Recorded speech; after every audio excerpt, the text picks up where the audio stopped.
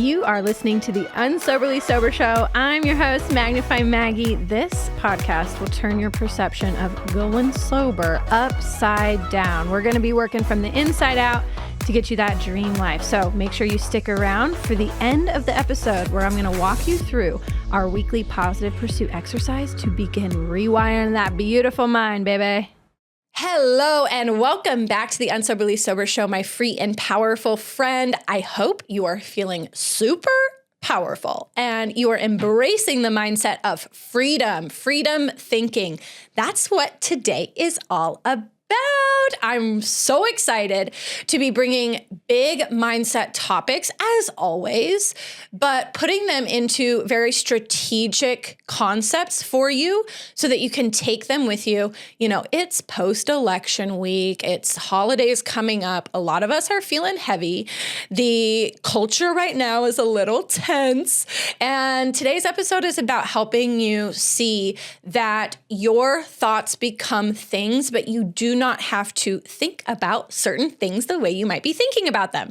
I know that for myself and every client that I've ever been able to serve, every person that I've talked to that has struggled with coping mechanism when it comes to alcohol, they all are conditioned. We are all conditioned to think in a certain way about our life where we are entertaining the ideas of the problem versus entertaining the ideas of the solution.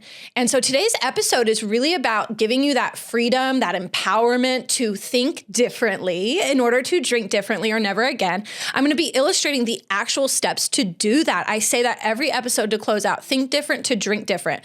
The truth is people come at me and they're like, what, you think I can just think different thoughts and have different results? And I'm like, abso-fucking-lutely you can. That's actually the only way to get new results in life and to feel better.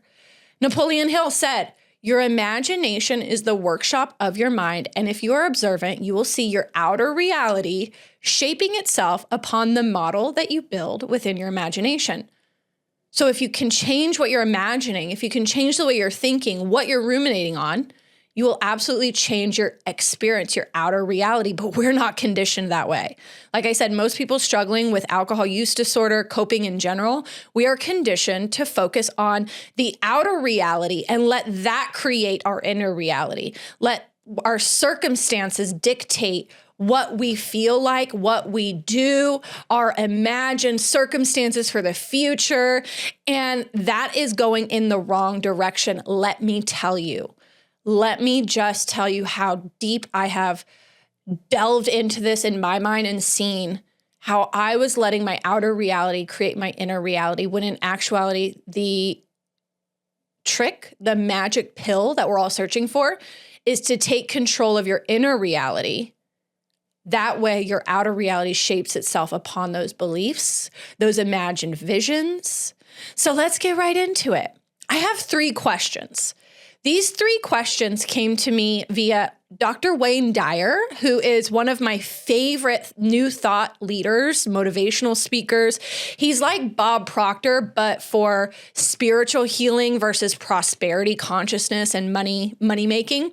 He is like the epitome of the hopeful, faithful spirit and energy to then go after your dreams. I just love Dr. Wayne Dyer. He's the one that says, when you change the way you look at something, what you look at changes. And that's what we're doing today. So these 3 questions, I just heard this in an interview. I have gone down the rabbit hole of Dr. Wayne Dyer for so long, and somehow I missed this until this past week. And it was so beautiful. It struck me, stopped me in my tracks hearing these 3 questions. I'm going to invite Rob to think about these, but of course, you know, he's a funny thinker too. So we're going to dial in and see what happens here. So here are the 3 questions, very basic. I want you to say what the first thing that comes to your mind. When you have an opportunity to choose between thinking what is true or false, what will you entertain? True. Right. I would think. Most of the time, yeah, we're conditioned to think about what is true. We are conditioned to think false is pretending, false is, oh, don't get your head out of the clouds, don't imagine, right? What is true or false? We typically will choose, and we're conditioned to choose true. Although right? if you have a creative brain, the lines get blurry. But isn't it funny that most people that have those creative brains, they're usually, lack of better words, they're shit on by the people around them, or, they're kind of pushed out of some of organizations because they think differently. They have more of a creative, like they will believe in what's false because they want to bring that into reality. I don't want to get too far ahead. Okay, second question. We'll get back to that. You're right though, Rob. Second question. If you had the choice to think between what is good versus bad, what would you think about? Good, of course. Good, right? Yeah. That's automatically what I want. So when we have the choice between what's true and false, we pick true. Good and bad, we pick good. What about when you have to choose between thoughts of what is true right now for you versus thoughts of what makes you feel good? Ooh, that's tricky. I don't know. I know, right? What did you say? Well, back in the day, 5 years ago plus, I would have always chosen, and I would have actually debated and argued that the best thing to do is to think about what's true. Because I was conditioned to think that if you don't focus on the problem, you will not fix it, right? But what I have found is that in order to change your behavior, in order to change the way you feel, literally the way you vibrate in your body, you have to train your brain to think about what is good. And sometimes your mind, here's where my conditioned beliefs came in, especially with the Iron General, who was my grandpa, who raised me for a lot of my life, who's very rational, pay attention to what's going on in the world and focus on that. I would have said to choose between what's true and what's good. What's good is imagined and it's not true yet. So why am I going to give that energy when I should give energy to what's true right now? Well, a lot of times what's true right now doesn't feel good, right? So let me give some examples. We're coming off the heels of the election. A large part of the world or our country right now does not feel very good. They are focusing on what is true. We have a new president-elect. They are focusing on what is true, and how does that make them feel? How do you think that makes them act? Irrational. Angry. And I will put myself in this situation of if I'm thinking about what is true and it is not what makes me feel good, I'm not making good choices. Mm-hmm. I'm not doing things that are good for me. I'm not keeping up with my healthy habits. To kind of zoom out some other things, it's like, we could focus on what's true as far as wars in the world. But how does that make us feel right now in our day-to-day? We can focus on what the news is saying. How does that make us feel right now, day-to-day? Those things are true outside of us. But if they don't make us feel good, then it wouldn't behoove us to focus on them obsessively. This takes a lot of practice. It's removing yourself from the external environment and the circumstances. If they are true and they don't make you feel good, you have to say, I'm detaching.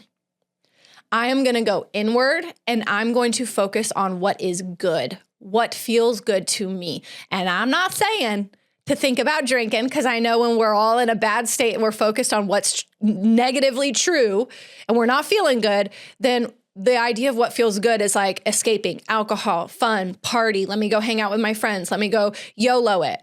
That's not the case though. What we're saying is what feels good as far as your goals, what feels good as far as your potential, you being a human being, your gratitudes in your life. Yes, there might be wars going on in the world. Yes, you might not be happy with the president-elect. You might not be happy with the current external circumstances, but focusing on that will put you in a negative vibration and lead to negative behaviors. Whereas if you say, okay, I can let all of those things be true outside of me, but I can choose to say, gosh, I'm so thankful that I live in America where we have running water, we have indoor plumbing, We have grocery stores full of food that I could just go buy at my free will. We have gyms that I can go to and celebrate my health. I have my own car to get places. If I really wanted to, I could book a ticket on a plane and go up in the air and be somewhere completely different in a matter of hours, whereas 100 years ago, that would have taken months. There are so many ways to play with your thoughts in a way that makes you feel good, but if you are conditioned to think only of what's true outside of you, then the moment you start thinking about what feels good, you're going to say, that's pretend life. Get your head out of the clouds. Don't be such a dreamer. And you're going to talk yourself out of the gratitude that is available to you. This episode is incredibly important because it's our thoughts that create our feelings that move us into action or keep us stuck in inaction. So when you're thinking about what's true outside of you and it makes you feel negative, how often are you going to get up off the couch and go for a walk or go celebrate your health at the gym or go spend time with a family member without alcohol, just connecting and being grateful for that connection and that relationship? How often are you going to do things that are good for you? Whereas if you can just say, you know what, I'm not pretending, I'm not ignoring that these truths are happening around me. I am just responsible for my autonomous thinking. I'm responsible for my own results. So I am going to think about what feels good right now. And I'm allowed to do that. I'm allowed to daydream about the goodness of my life. I don't have to punish myself thinking about what is negatively true in the world. When you start to do that, you start to actually create truth out of what feels good. Dun, da, da, da. So, with that being said, here's some other examples. It might be true for you right now that your bank account is not where you would like it. Does that make you feel good or bad? Bad. If I am in a negative, bad vibration because of the attention that I'm giving to the bank account that doesn't feel good right now, even though it's true, I'm probably going to do a lot of things that are going to keep my bank account there.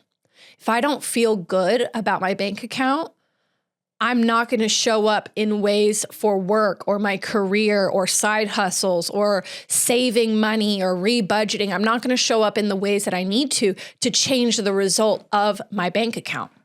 What would actually change the result of my bank account is to start thinking about how good it would feel to have a comfortable financial situation. And as you do that, as you let yourself imagine, even if it feels false right now, even if it feels like the opposite of the truth, even if it feels false right now, if you let yourself go there, you give yourself permission to daydream on that good feeling from that frequency, because remember, your thoughts create your feelings. Feeling is conscious awareness of vibration. Feeling is conscious awareness of vibration. So when you think about, oh my gosh, it would be great to see, I don't know, $20,000 more in my bank account, $50,000 more in my bank account, $10,000 more a month, whatever that is, when you start to think about that and really give yourself permission to bring that into the now, you change your frequency, you start to feel good. And from that higher frequency, you will actually do things to bring about that as the truth. This is manifestation 101. If I'm solely focused on the negative attributes of the truth of my bank account right now, I am going to be sucking the enthusiasm and the life out of myself so that I don't do anything to better my circumstance. I'm letting my bank account dictate how I feel, and if I feel bad, I'm not going to do something good. The more I ruminated over my financial issues, the more I drank. the more I ruminated over my financial issues, the less I showed up for myself to make more money. In fact, I was actually calling off work more, giving away shifts. I remember times in my Hooters career where I was so stressed out about my finances that then I would go drink and I would pay another girl $50 to take my shift because I was so hungover. How bonkers is that? That's fucking wild. Rob is like shaking his head like he knows what I'm talking about, but at the same time, he's like, damn, girl, this is real dumb. So when you start to think about how you're letting the outside dictate your inside, you see that it's backwards. You need your thoughts to be the ground zero, the magic ingredient to then creating a new outer reality. Albert Einstein, he said, match the frequency of the reality you desire, and you cannot help but get that reality. This is not philosophy. This is physics. Match the frequency of the reality you desire.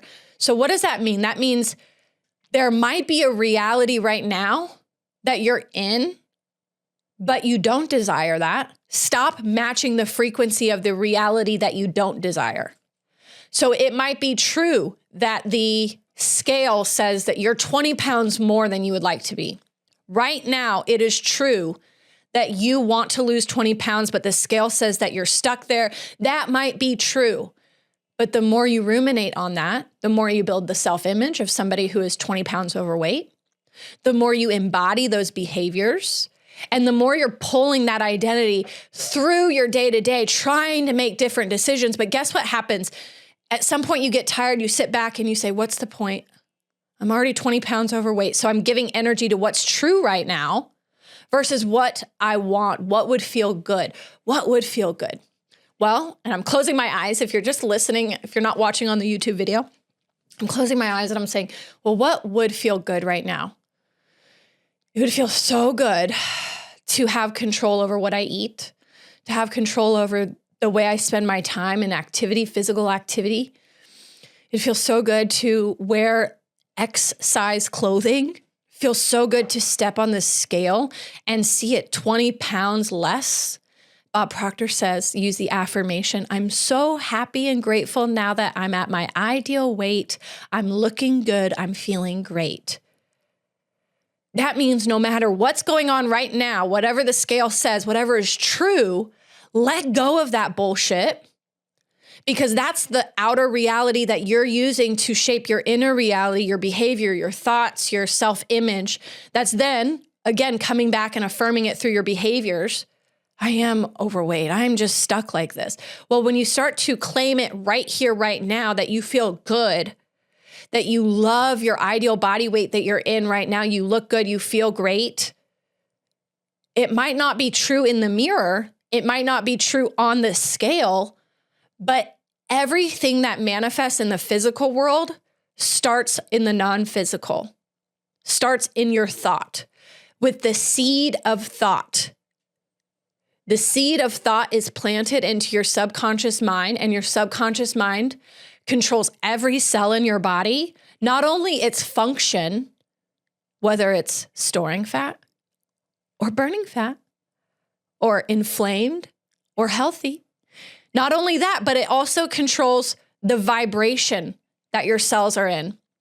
And however we're vibrating, law of cause and effect, we're going to attract those things to us. So if I can say right here, right now, I'm going to ignore what's true on the scale, and I'm going to claim that I already feel good. I love the way my body feels.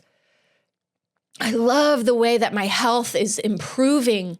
I love what my doctor is saying to me as far as my lab work, my blood work, like all of these things are looking good. I've got a green stamp of approval from my doctor.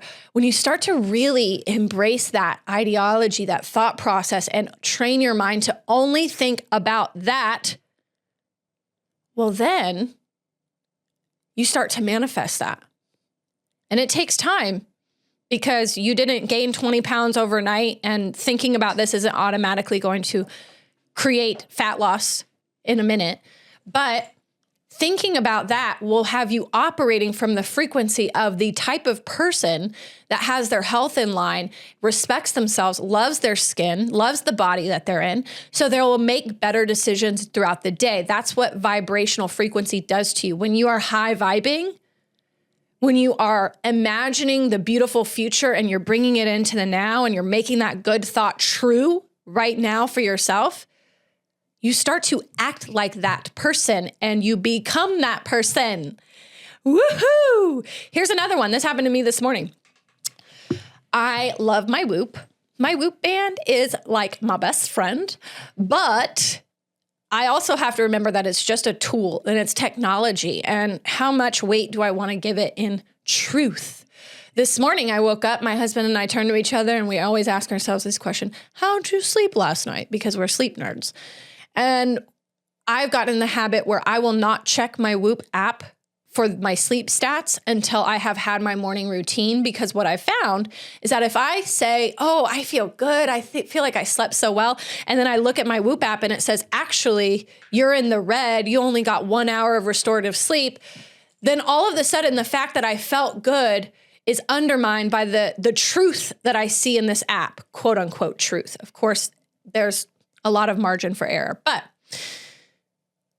I go through my morning routine today thinking, gosh, I feel energized. I did a cold plunge. I did all the things and I felt really good. And I felt like, man, I even told Brian, I was like, I feel like I slept like a rock. I had so many dreams. I'm feeling good. I'm ready to wake up.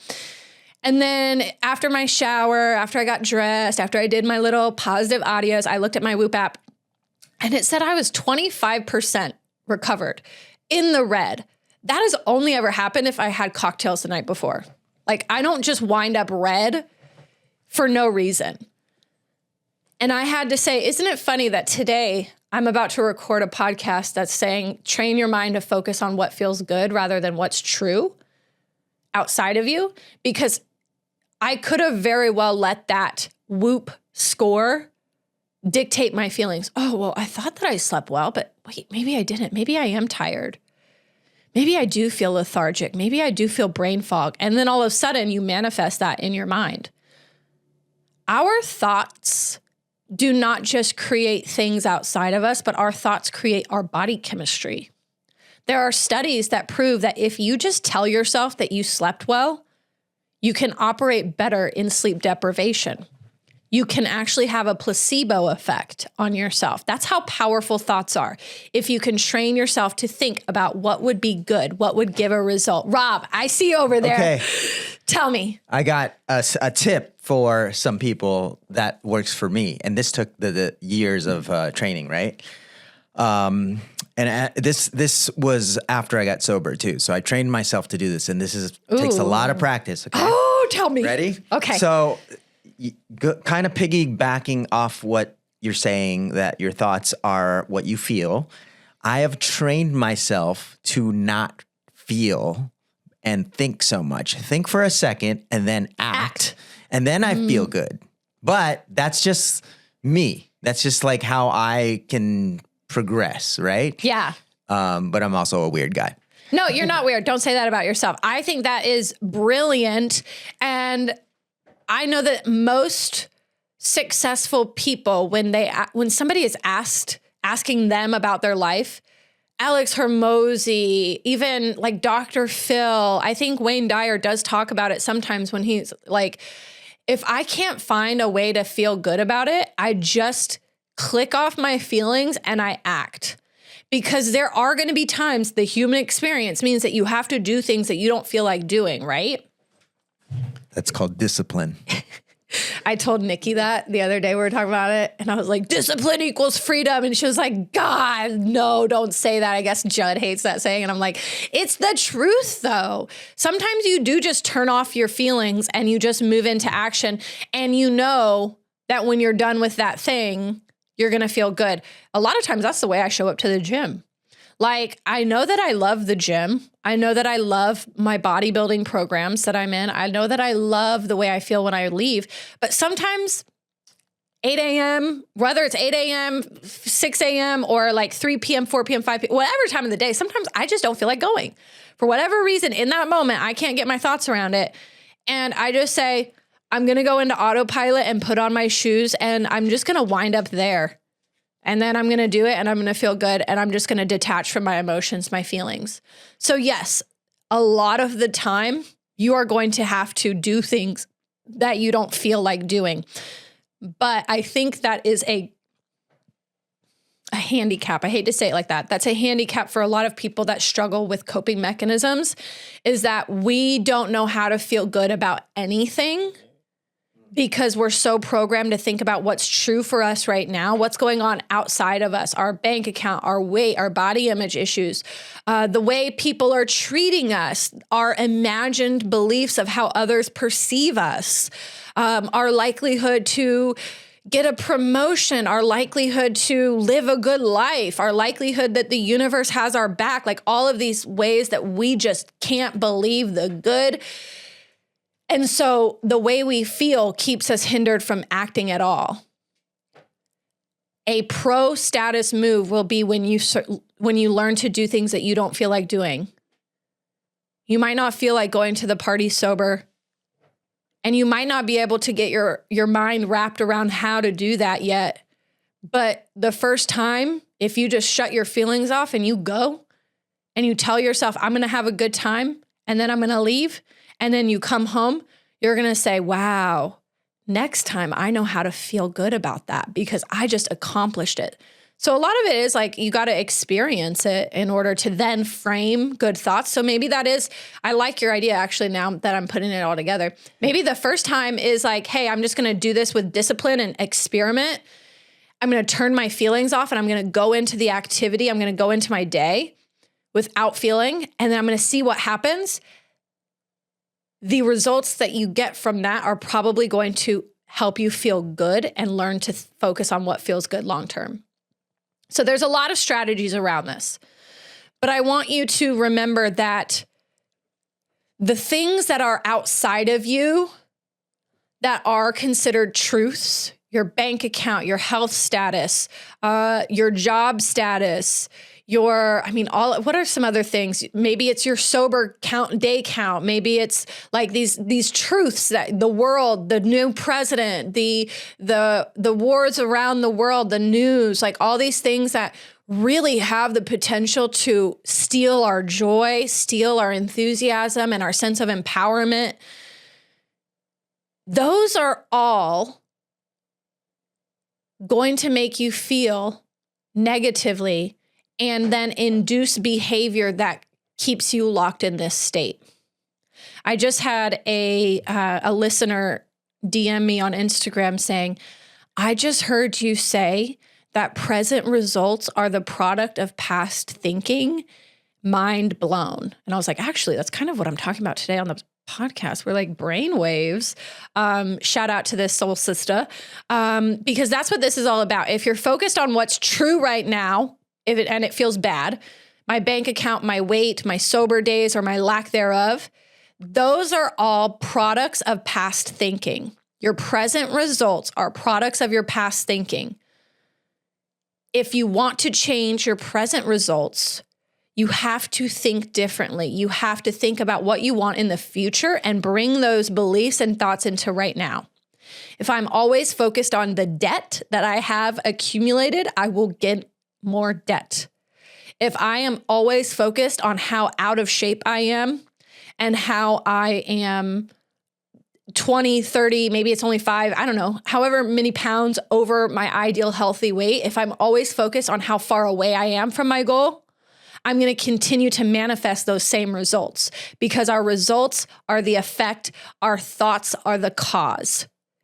Our thoughts are the cause that set up the vibration, and our vibration dictates how we feel, what we do, and what we attract into our lives. So right here, right now, you say, what is true for me that I no longer want to give energy to? My weight, my bank account / debt.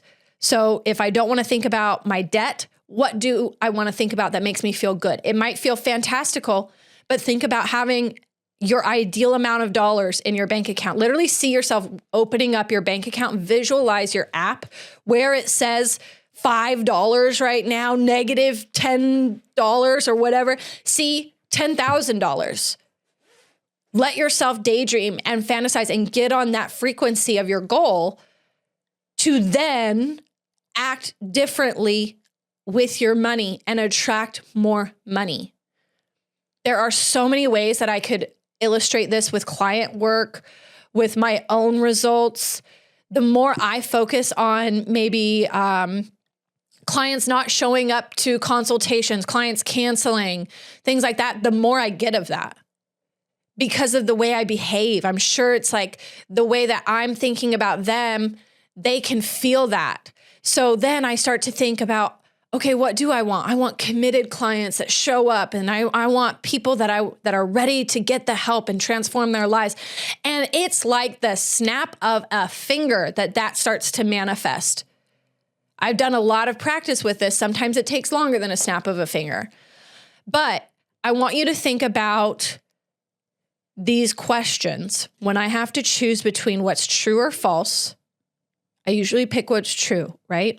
Good or bad, I'm going to pick what's good. But then when it's true versus good, I am going to focus on the good. I am going to train my mind to think about what is good. This morning, aside from the whoop, I mentioned I did a cold plunge in the 49-degree water. It was true that my skin hurt. My feet felt like they were going to explode.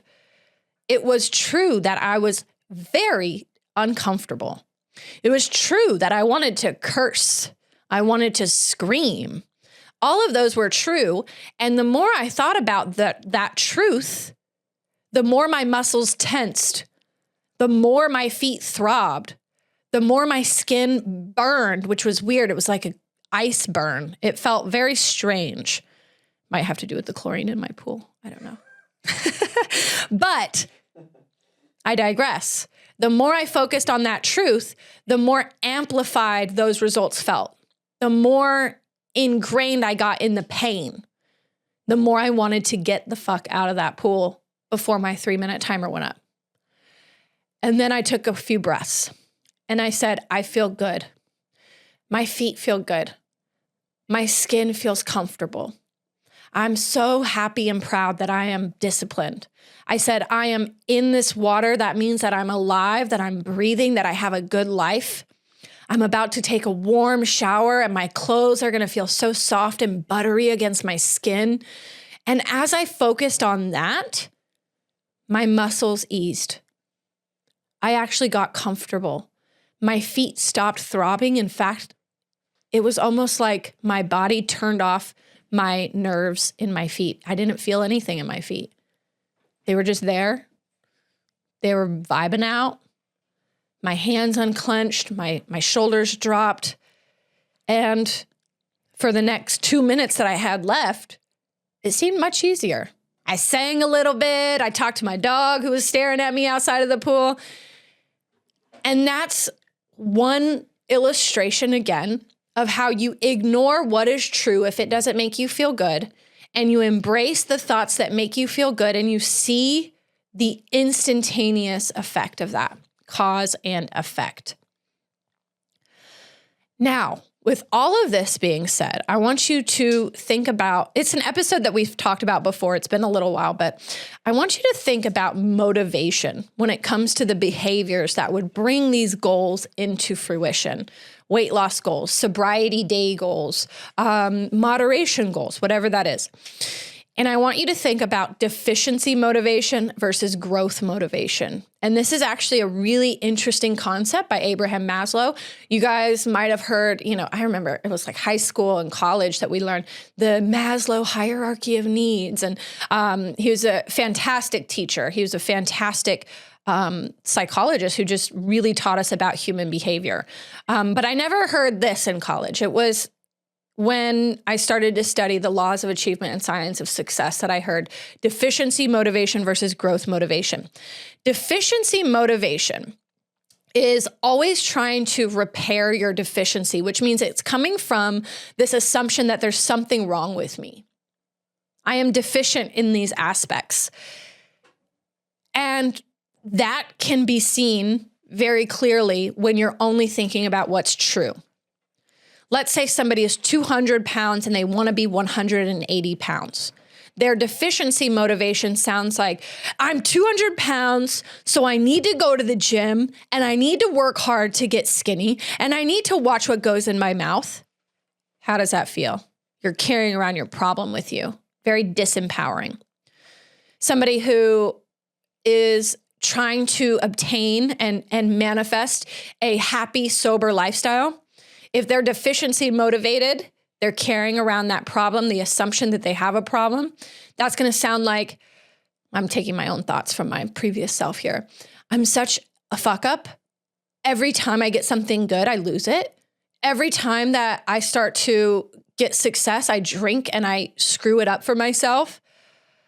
I love to party, but gosh, it's not suiting me. It's not getting me good results anymore. I love alcohol, but I got to figure this shit out.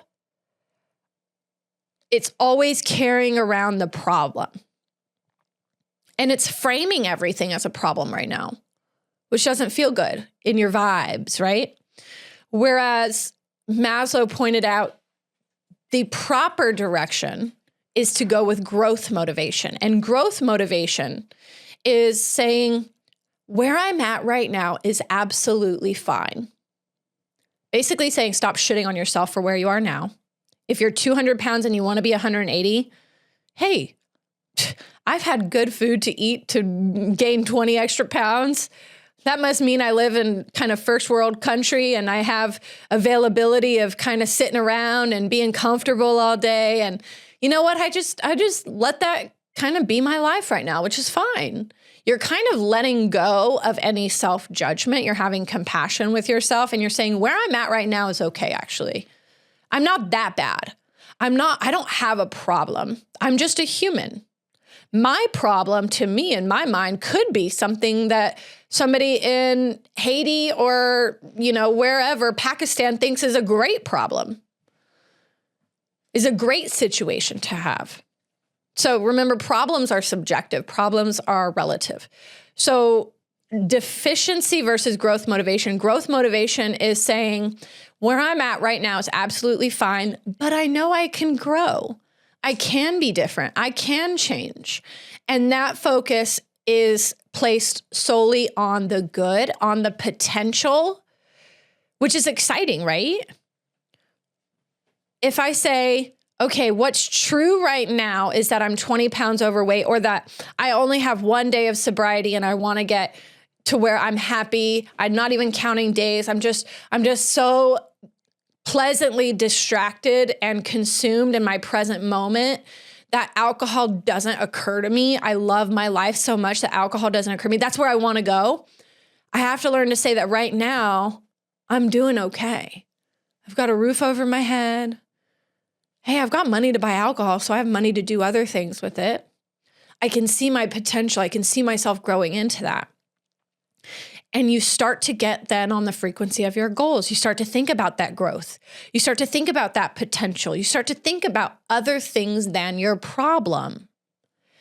And in that, you unlock will instead of willpower. Shout out Nikki. I'm flying solo today. You guys already see that. Nikki is not here for this episode, but we had a conversation about this week, about the difference between will and willpower. Willpower is exhausting. And if you are trying to go sober, trying to lose weight, trying to get control of your habits, whatever it looks like, willpower is a flaky fucking friend. Willpower is fast fleeting. Do not rely on it. Willpower is this external force to try to get you to do something while you're focused on the problem.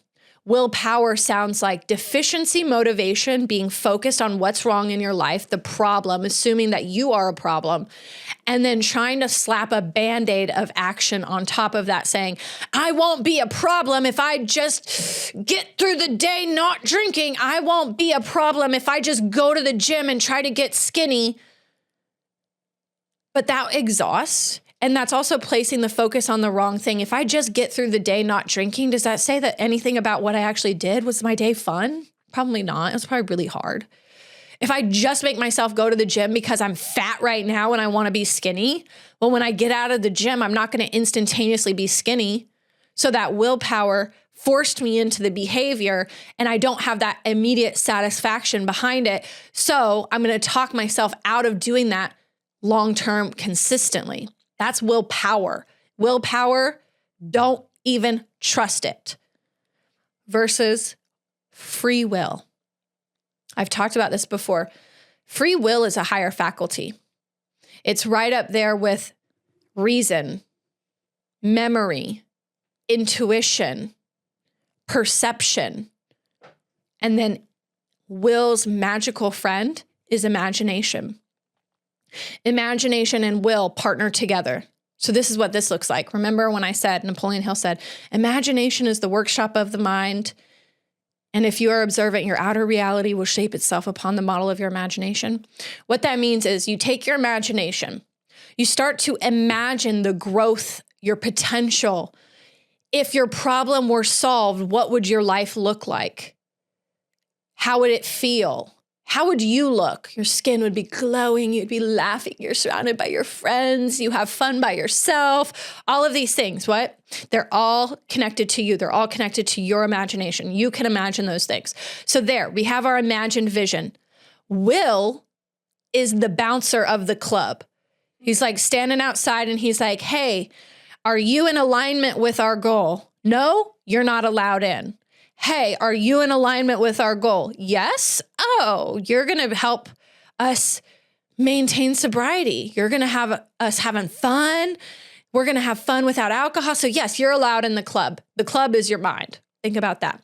So your will is the bouncer that's saying, I am going to entertain and get involved in all of the activities that are in alignment with my goal, growth motivation versus deficiency, and I'm going to exclude anything that's contradictory to that. Your will is what keeps you focused on the beautiful imagination picture that you have crafted to the exclusion of all else.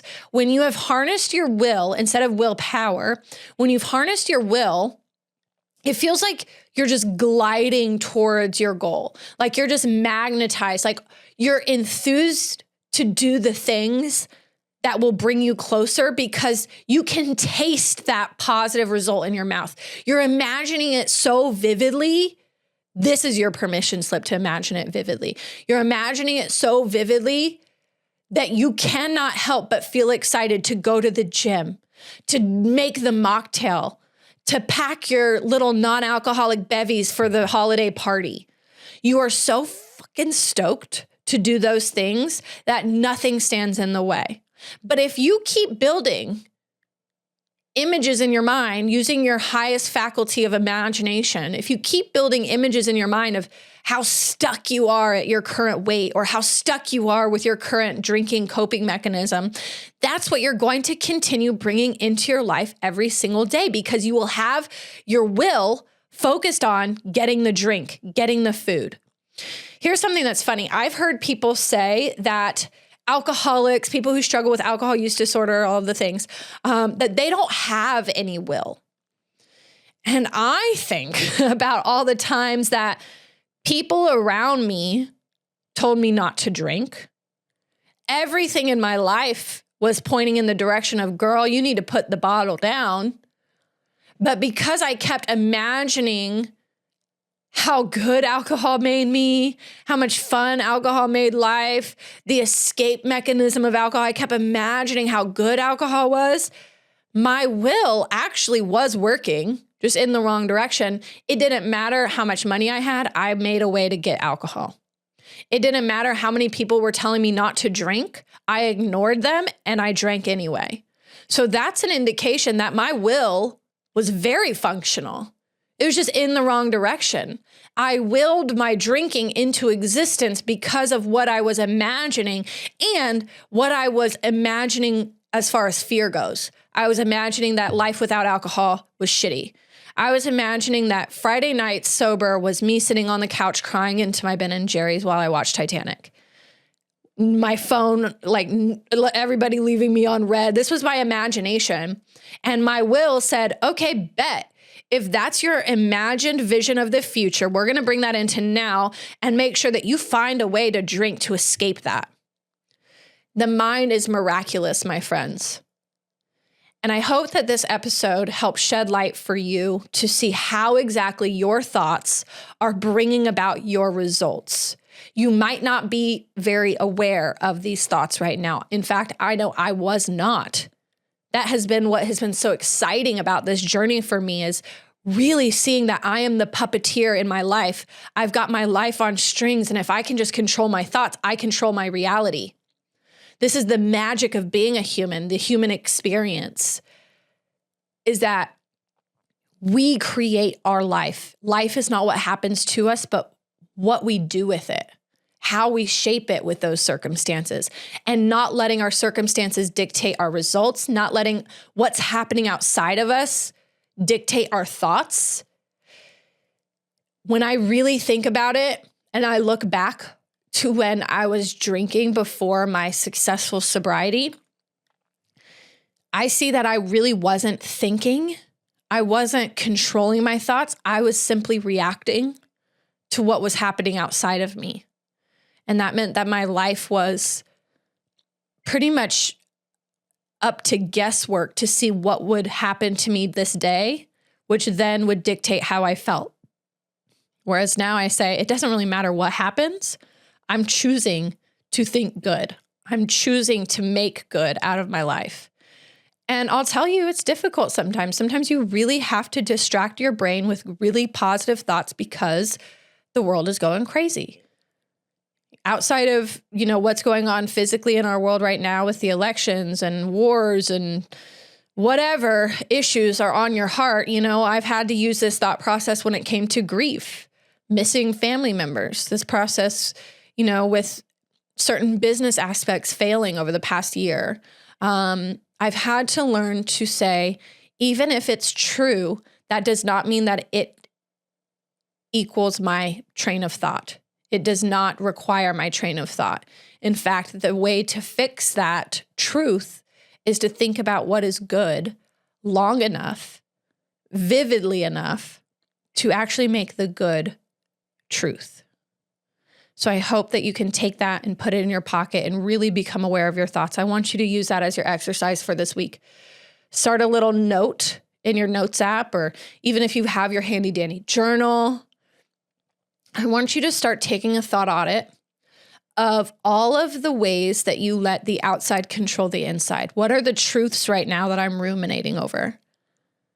And then next to those, say, okay, what would be the good thought that would either solve this or just let this thing be happening outside of me without my attention being given to it? I'm going to drop one more quote here because I think it really wraps up this episode. I know that I've said this before. I had to hear it about a dozen times before it set in for me too. So I'm going to leave Dr. Norman Vincent Peale's wisdom. The prescription to any problem is to take your mind off of the problem and put it on the image you wish to create. The truth is the problem. You don't have to focus on that anymore, and you don't have to carry through with deficiency motivation. The image you wish to create is the good thought versus the truth. The image you wish to create is the good thought, and that inspires growth motivation, empowerment, acceptance of where I am, but awareness that I have more potential. I have this gift of life and this gift of manifesting new results. So what is that image you wish to create? Use your imagination and watch your will help you focus on that. The prescription to any problem is to take your mind off of the problem and put it on the image you wish to create. That is all for this week. Remember, as we've talked about today, as so many episodes we've said before, this is all about thinking different in order to drink different or never again. You can absolutely change your entire life by learning to think different and break those conditioned beliefs about yourself, about your life, and about your circumstances. I love you so much. Thank you for listening. Let me know how the exercise for the week goes, that thought audit, truth versus good. Jot it down. email me, DM me on IG, leave a comment on YouTube if you're watching from there. Let me know how it goes. Don't forget, I'm here for you in the Magnify Method course and community. It's the first link in the description. Now would be a great time to invest in learning how to think different, learning how to focus on the good so that that good becomes the truth in your life. All right. So much love. I'll talk to you soon. See you next week. It means the entire world to me that you have been here with me, letting me share my experiences and hopefully helping open your eyes to a bright, beautiful life ahead of you as well. So if you are loving this show, please, please, please subscribe, like, comment, and especially share this with somebody that might be in need. Please help get the word out. Word of mouth is so important. And I know that you're somebody special who can help me in this mission for thinking differently in order to drink differently or never again. Make sure you reach out if you have any questions you want discussed on the podcast. I'm here for it. So I'll talk to you soon. Signing out, Magnify Maggie.